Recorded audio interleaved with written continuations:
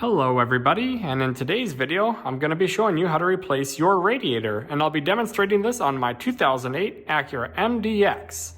Now the main reason that these radiators need to be replaced is usually due to leaks.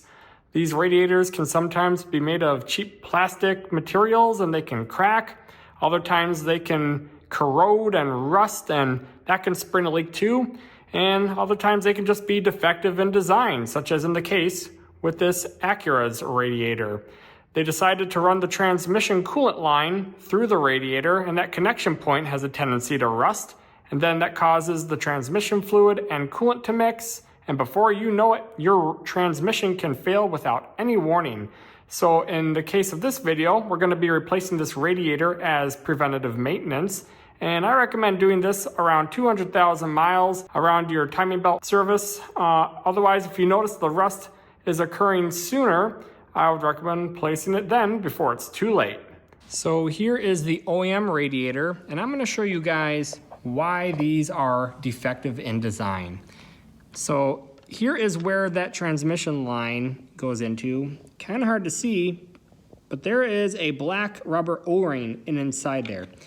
And what happens is when this threads in, it pulls up on that transmission radiator and pulls up on that O-ring, and the O-ring sits against the inside surface of the radiator and creates a seal. Here's the problem. First of all, you can kind of see that there's very few threads holding this together. And in fact, when I pulled the rubber transmission line off, this whole thing just snapped and came right out with hardly any effort at all. The other problem is these transmission lines can rust over time, these washers, and essentially that messes with the clearance and doesn't create a tight seal anymore, and then the transmission fluid and coolant can mix, and before you know it, your transmission will fail. And that's why these need to be replaced as preventative maintenance, in my opinion, around 200,000 miles, or even sooner if you notice it getting extra rusty. Here is the DENSO radiator, and you can see the significant difference in the design. It's just a solid nut. No O-rings, no excessive washers, no BS. This is never going to fail, and if this was originally on the car, this would have easily lasted 500,000 miles, no doubt.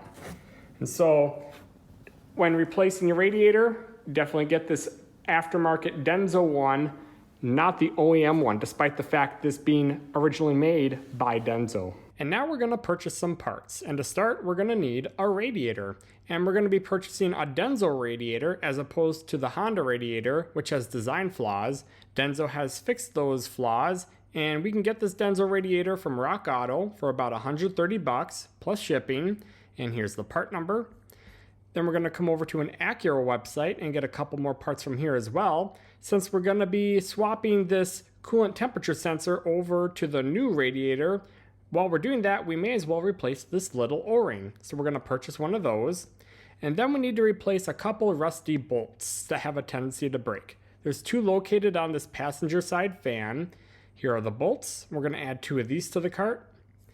And then we're going to come over to this radiator hose section. And here's our transmission pipe, and there's two rusty bolts on this we need to replace as well. Add two of these to the cart. And then when we drain the coolant from both the radiator and the back of the engine block, to drain it from the back of the engine block, we need some clear 1/4 inch inner diameter vinyl tubing to attach to that drain valve. And you can get this from a lot of places such as Menards, Home Depot, Amazon. Here's a 50-foot roll for about $16, pretty good deal, and it'll last you a long time. We're also going to need 2 gallons of this Honda Type 2 coolant to fill the vehicle back up with. You can get it for about $30 per gallon from Amazon, or you could actually get it from the dealership for an even better price. Then, because there are a couple transmission lines attached to the radiator that we're going to be disconnecting, some transmission fluid's going to leak out, and we need to replenish that fluid. You only need about 1 quart of this DW1 transmission fluid, but I recommend getting a pack of 12 because it's the best deal. And if you're doing this, odds are you're going to be changing your own transmission fluid at some point. So I recommend getting a pack of 12. Otherwise, you can buy this by the quart. That's all the parts we're going to need. Why don't we get started?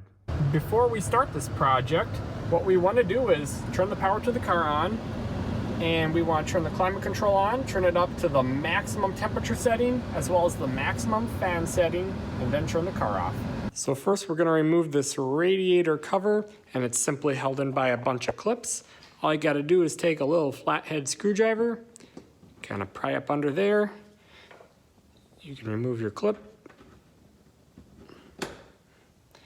And then the cover just kind of comes right up and off.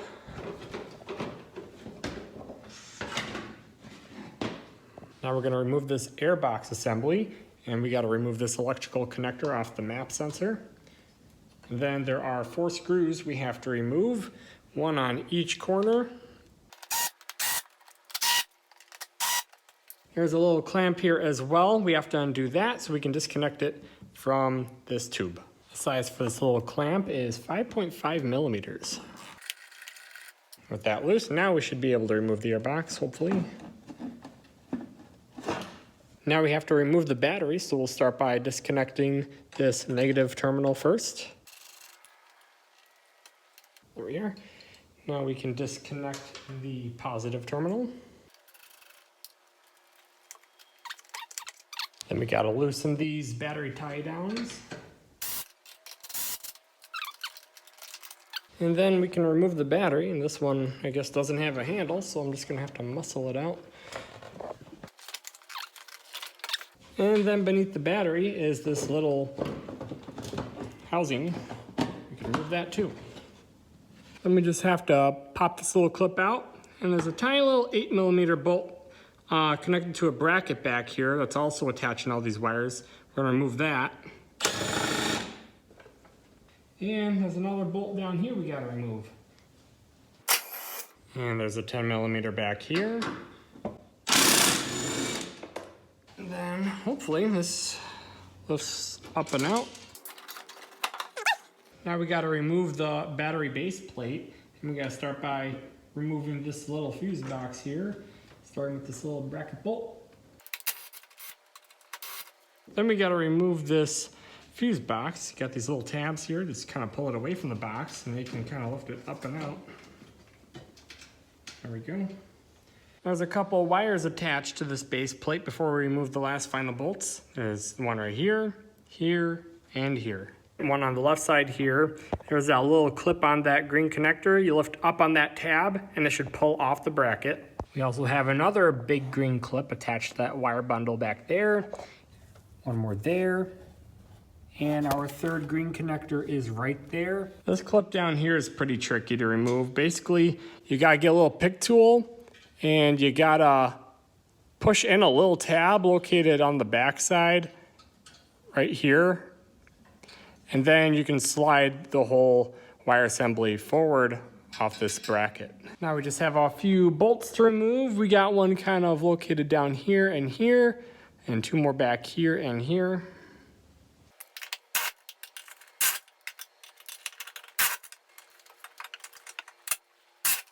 And finally, we can remove this battery base plate. Now we're gonna remove the front grille. We got a clip and a screw over here, and on the other side as well, clip and a screw. And then looking down behind the grille, we got 4 more clips. 1, 2, 3, and 4. Use a small flathead screwdriver for these. They're a little harder to get to, but they should come out like any other standard clip. Then we can remove the grille. Now we got to remove this little coolant tube from the radiator cap off the radiator. So we'll just kind of push back on it with a big flathead. There we go. Now we just have a couple electrical connectors we got to remove from this fan. So we'll start with this one. This one. We got this little connector down here we got to disconnect as well. And then I'm going to disconnect this little clip here. Try to anyways.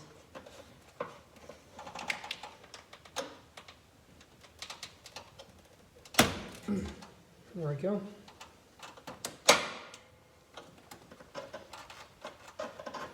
Pull this out the rest of the way. Now we're gonna come under the car and we have to remove these two splash shields. We're gonna remove this one first, held in by a couple push tabs, as well as a couple screws all the way around. With that rear splash shield removed, now we can work towards this bigger front one.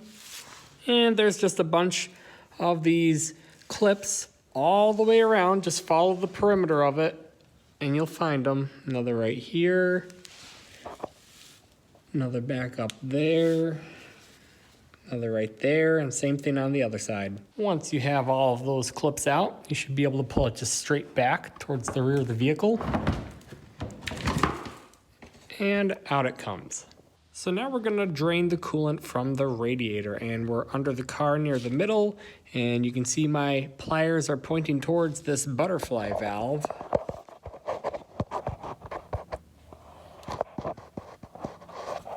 Here's the butterfly valve. And what we're gonna do is we're gonna take our pliers and we're gonna rotate this butterfly valve counterclockwise until the coolant starts to drain out. And eventually we'll be able to see that coolant start draining out the hole.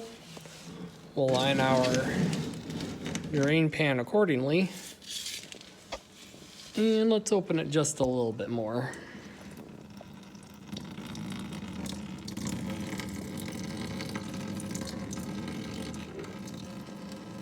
There we go. And we'll just let that drain out. Since we're draining the radiator, we may as well come behind the engine block and drain that coolant from there as well. You just need a 12mm 6-point socket to break that drain valve loose. And then you can take 1/4-inch inner diameter vinyl tubing, guide it into a catch pan, and let that drain as well. Now we're gonna remove this upper radiator hose, and we're just gonna pull this clamp back with a pair of needle nose pliers. And then we're gonna try and push this hose back. Got a big flathead screwdriver here. Now we're gonna come back under the car and we gotta disconnect a couple more lines now. Just for reference, this is the coolant butterfly drain valve. And we're gonna start off on the right side, and we've got these two clips up here that we gotta disconnect from the fan shroud. And then we got a couple rubber hoses we gotta disconnect. We got this one and this one, which are attached to the radiator itself. We got to disconnect those. And then the following step will be to disconnect this metal line here. And we got to disconnect the hoses attached to it first. So there's one right here. Follow the metal line across. And we got two more right there. You don't got to disconnect this end of the hose. You can just leave that attached. And then as you disconnect all these lines, there's gonna be some fluid that leaks out. So it's gonna be up to you as far as how you wanna proceed with fluid management. I don't know how much fluid's gonna leak out, probably a decent amount, but you can either A, just let it drain, or B, you can take some plugs like these and you can plug the lines. And don't forget, you can work from the top of the engine bay too. Easy to forget that sometimes. But you can see I've got all my lines plugged. Didn't leak that much transmission fluid because of this. Probably would have leaked more otherwise. But now it's time to remove that metal line. You can see the one with the two red plugs in it. And we're gonna start by disconnecting this little connector right there attached to it. And associated with that metal line are two bolts that are holding two brackets on. The first one's kind of difficult to locate, but there's the first one located kind of behind it. I'm gonna remove that with the 10mm, probably get better access from the bottom. The second bracket bolt is located kind of near the middle of these two fans, and this one's a lot harder to get at. I'm not gonna be able to get a socket on there, so I've got actually a flare nut wrench to reduce my chances of rounding that bolt, and we're gonna try and remove it like this from up above. And for this passenger side bracket for that transmission pipe, you can see there's a little opening so we can slide it towards the driver's side and then we can pull the pipe off. Now we got to remove the lower radiator hose. This is pretty tricky to get to. We're going to attack it from above, and we're going to very carefully maneuver our needle nose pliers in as such. Let's see if I can zoom. And we'll pull this clamp back. Try to anyways. Wow, it's rusty. That's nice. And we're basically just gonna work on it like that, because that's not gonna come out easily. Then we can come under the car, and by wiggling it up and down, we can gradually pull the hose off. And because this is the lower radiator hose, I predict there's gonna be a little bit of coolant in here. So get your catch pan ready, and let's see what happens. Actually, no coolant came out at all, but better to be safe than sorry. Located just to the right of that lower radiator hose is a little electrical connector right here. We gotta remove that. Now we're gonna remove the two lower bolts on the passenger side radiator fan.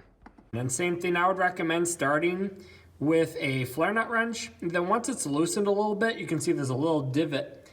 You can fit a socket on there at a slight angle, and you'll be able to remove it the rest of the way quicker like that. And you can see eventually I was able to fit that socket on there. Miraculously, I was able to actually get that bolt out without breaking it. But be prepared to break it just in case, because it was super rusty. And we also have one more bolt just like that to remove. Here's the passenger side transmission connection line. And here is the last bolt we gotta remove down there. This one you should be able to easily fit a socket on there, and you can use your ratchet to remove it the rest of the way. So those 4 bolts on the bottom of the radiator sucked. Let's do something a little easier. We're gonna remove this hood latch assembly. So if we come around the back side, follow this wire, we're gonna see an electrical connector right there we gotta disconnect. Then we got a couple cable clips that we'll remove. And then we're gonna remove the hood latch assembly held in by these 3 10mm bolts. Now we're gonna remove this bracket. It's held in by a bolt up here. Follow it down. We got 2 more bolts in the center. And then we're gonna look through the bumper on the bottom. And there's 1 more bolt right there. Now we're gonna remove these cushion brackets from both the radiator and the AC condenser on both sides, held in by a nut for each of them. You're probably gonna need to use a wrench to get off these AC condenser brackets, and then a regular socket and ratchet for the other 2. Now we can pull the radiator forward, and we have to remove 4 fan shroud bolts, 2 on each fan. There. This one's a little hidden, right there, and then right there. So it's almost time to take that radiator out. Now what we have to do is displace the radiator fan behind all of these little connection points on the actual radiator itself. Again, we got these 2 transmission lines, we got the butterfly valve, and then we got this bottom radiator hose connection point. We have to get this behind all those points so we can lift the radiator straight up and out. You can currently see that it's caught, this fan shroud is caught on the transmission line, so we're gonna kind of lift it up and over, and then we should be able to pull the radiator out. And there you go, you can see that the fan shroud is now behind our connection points on both sides. So now it's time to lift this radiator up and out.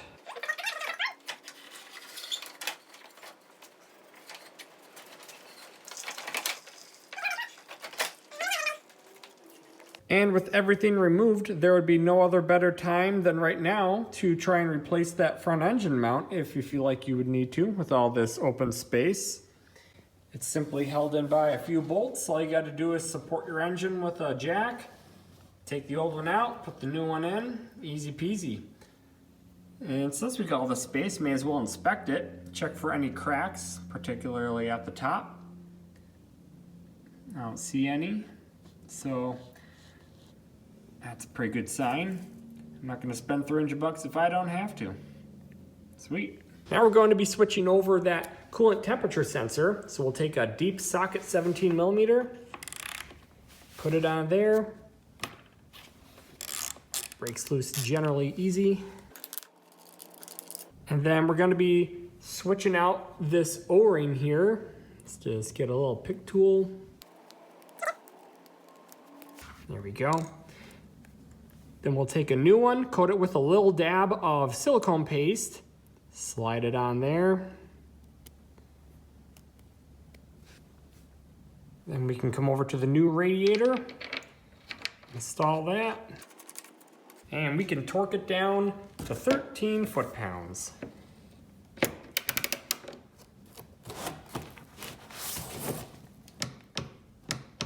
Before we put the radiator back in, now would be a fantastic time to loosely reinstall these 3 bolts to save a lot of time and headache later on. I didn't think of it until after the fact, but the brackets for the passenger side fan and the transmission line are open concept and allow you to slide the components onto the bolts for ease of installation. Don't put this 4th bolt in over here yet. We'll have to install that one after the transmission tube is in place, and we'll get to that in a minute. Also, as someone who lives in the Rust Belt, I would recommend putting a dab of anti-seize on the bolts for rust prevention, and that will go for most of the other bolts we reinstall throughout the rest of this project as well. And you'll notice there are 2 nubs on the bottom of the radiator. You're going to line it up with those 2 circles down there as you install it.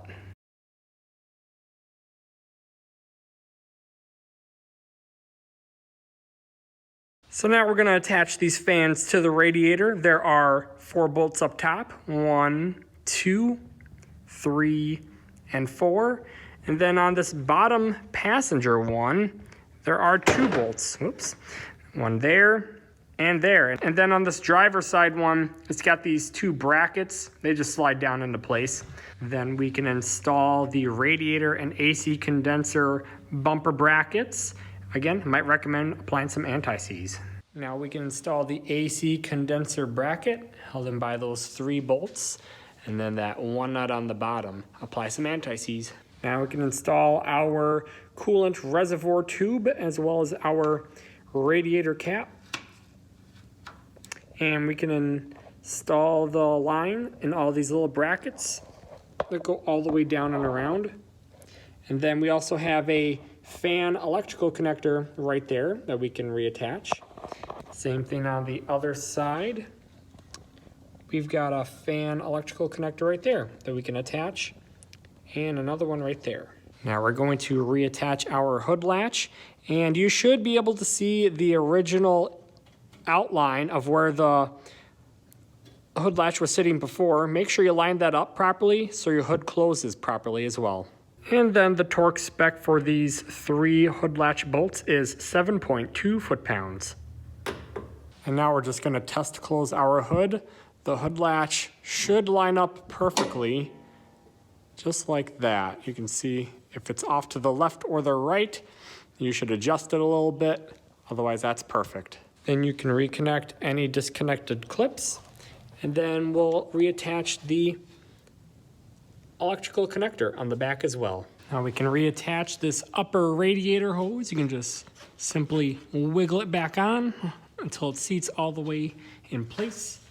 And you can take a lawn needle nose pliers and we can get this clip back in place.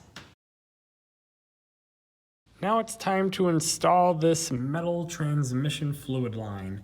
And what I did is I started it in through the passenger side, worked it around and behind this engine mount, and I eventually got it in place.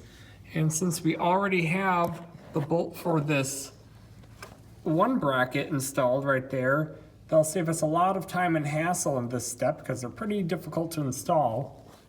And then again, you can just slide the bracket over that bolt because it has an opening, thank goodness. And then we just have to start this 1 bolt. Pretty difficult, but you'll get it. Basically, what I found really helped is actually using your phone's camera to visualize everything. You'll have to start the bolt by hand, and then, this is my perspective, I literally did it like this. I used my phone, I took a deep socket after that, because you can't see anything. And pretty much got it installed just like that. And then here's your view from the bottom. You can see it sticking out. You can take your ratchet and tighten it down the rest of the way after that. And then for that other bracket bolt, you can come up top and you can use a wrench and tighten it down that way. Now we can reattach the 2 transmission lines on the passenger side, as well as reconnect those 2 little clips that keep it attached to the fan. We'll come over a little bit, and we got this other transmission rubber hose to connect to the radiator. And don't forget your coolant temperature sensor electrical connector. Then we can come over to the driver's side and we can reattach that big coolant hose as well as those 2 rubber transmission lines. Now we can put this battery base plate back in. So we'll start with those 4 large bolts down there, and then there's one more hidden back there. And then we got this big electrical connector on the driver's side. Reattach that. And we got this fat wire. It has 1 of 3 green connectors and a small little clip there. Then we've got a wire that comes straight down off this battery box. It has a green connector right there. Then we've got this really long positive battery terminal cable. It's got 2 connectors that go through there and there. 1 more there. And our 3rd green connector is right there. Then we can finally take this big old box right here, lift it up, slide it down, and then we can take a 10mm bolt and put it back in that hole. Now we can take this air filter assembly, put it in there, and then tighten down these 2 larger bolts up top.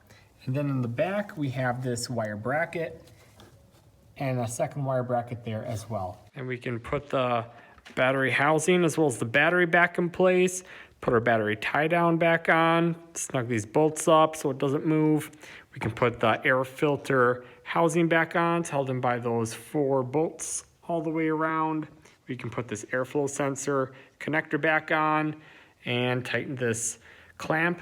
And then when you're ready, you can reconnect the battery terminals. Now we can put this splash guard on, and this lip will go under the bumper portion, and then it's just held in by a bunch of clips along the front, as well as if we come around the back here a little bit, there's 1 more right here and 1 more right here. Now we can put this transmission cover back on, held in by 3 clips and 3 bolts. Now we can put our grille back on. It simply just sets in place, and then it's held in by a clip and a bolt, clip and a bolt. And then down in here, we got 1, 2, 3, 4 more clips. Now, before we put this cover back on, we need to fill up the radiator with coolant. And we're gonna be using genuine Honda Type 2 coolant. And we're gonna fill the radiator up to the base of the filler neck. It's gonna take quite a bit, about 1.5 gallons. Then we can take our cap and we can loosely install it, just like that. Then we can fill up our reservoir to the max fill line. And because we disconnected those transmission lines from the radiator, and because we lost some transmission fluid, we are going to fill the transmission back up to the max fill line both before and after we go for a drive. We're using Honda DW1, and our fill plug is located way deep down in here. It should say ATF on it. Here's our dipstick. Just want to make sure it's up to that max fill mark, that 2nd dot. Before we start the car, what we're going to do is turn the power to the vehicle on, come over to the fan, and we're going to turn the temperature all the way up to the max, as well as turn the fan all the way up to the max. Then what we can do is we can start the car for 30 seconds to allow that coolant to circulate, and we'll turn the car off. After starting the car, that coolant level will have gone down. So again, what we're going to do is fill the radiator up to the base of that filler neck. Then we're going to put the cap on tightly, And to bleed any potential air out of the system, what we're gonna do is we're gonna start the car, hold the RPMs at 3,000 until the engine is fully warmed up. And then we're all done with the bleeding process. Just make sure to keep an eye on that reservoir over the next couple days as well. After finishing that coolant process, we can put this radiator and engine cover back on, and then you are free to take a drive. Once you get back from your drive though, we're going to check that transmission fluid level, and if it has gone down at all, you're just gonna bring that fluid level back up to the max fill mark on your dipstick. Well, thank you guys so much for watching. I hope you found this video helpful and insightful, and if you did, why don't you go ahead and click that like button. It certainly helps me out a lot. And consider subscribing to the channel. We're going to find a bunch of other videos just like this one showing you how to fix your car. Also check out the description. I'm going to be posting more information down there, links to parts, timestamps, etc. And feel free to leave a comment as I'm pretty good at getting back to people. So again, thanks for watching. Have a great day and take care.